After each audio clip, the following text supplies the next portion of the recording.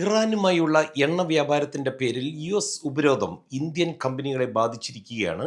ഉപരോധിക്കപ്പെട്ട Indian കമ്പനികളിൽ രാജ്യത്തെ പ്രമുഖ പെട്രോകെമിക്കൽ വ്യാപാരികളുമൊക്കെ ഉൾപ്പെടുന്നു എന്നുള്ള റിപ്പോർട്ടുകളാണ് ലഭിക്കുന്നത്.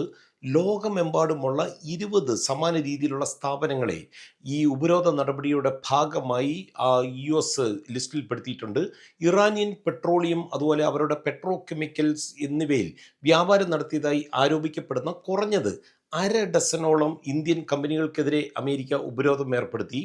ഇന്ത്യൻ സ്ഥാപനങ്ങൾ അറിഞ്ഞുകൊണ്ട് പല ഇടപാടുകൾ നടത്തിയിട്ടുണ്ടെന്നും ഇറാനെതിരായ അമേരിക്കൻ ഉപരോധങ്ങൾ ഇവർ ലംഘിച്ചുവെന്നും ആരോപിച്ച് സ്റ്റേറ്റ് ഡിപ്പാർട്ട്മെന്റ് ആണ് ഈ ഉപരോധങ്ങൾ പ്രഖ്യാപിച്ചത്.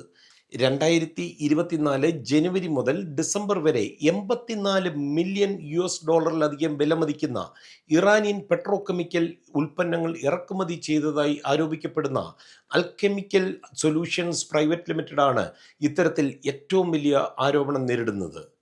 ഇത് കൂടാതെ global industrial chemicals limited, Jupiter Dyechem private തുടങ്ങിയ മറ്റ് 4 കമ്പനികൾ കൂടി ഇതിൽ ഉൾപ്പെടുന്നുണ്ട്.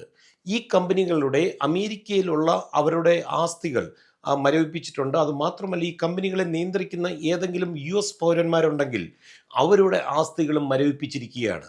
അതുമാത്രമല്ല, അമേരിക്കൻ വ്യക്തികളും അതുപോലെ കമ്പനികളും ഈ ഉപരോധിക്കപ്പെട്ട സ്ഥാപനങ്ങളുമായി ബിസിനസ് നടത്തുന്നത് സ്റ്റേറ്റ് ഡിപ്പാർട്ട്മെന്റ് വിലക്കിയിരിക്കുകയാണ്.